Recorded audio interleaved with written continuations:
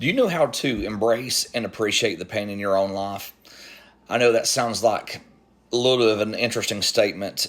Embracing and enjoying pain.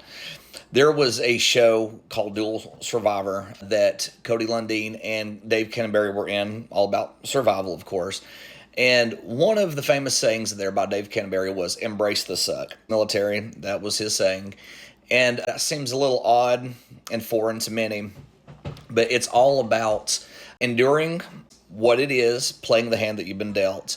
And I believe that there's a cheat code there if we'll understand that. I ended up meeting a guy that I had not seen for a long time out in town, and he told me that a bunch of guys got together on a Friday, plunged themselves in the early Friday morning hours into ice cold water.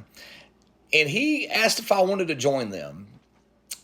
I'll be honest with you, I would have tried it if it had not been so early in the mornings because I was a little bit in a time crunch. But I ended up doing a little bit of research on this. And once again, this is all about embracing the suck, teaching your body, teaching your mind that it can do more than what it thinks that it can do.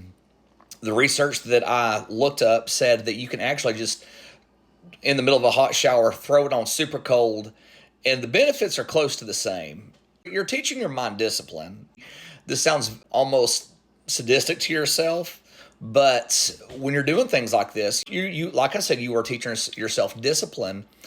It helps you to realize that when you set goals, that you're going to have to endure a little bit of pain. You're going to have to deal a little bit of uncomfortability getting there. Sometimes the flesh needs that. The Bible says that the spirit wars against the flesh, and the spirit wars against the flesh wars against the spirit. And sometimes our flesh needs to be told no. Our flesh is like a spoilt brat. They don't like understanding that word, but it needs to learn to become fluent in that.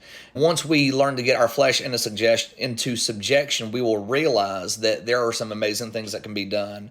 But the problem is a lot of us lack the discipline to get there. So, food for thought.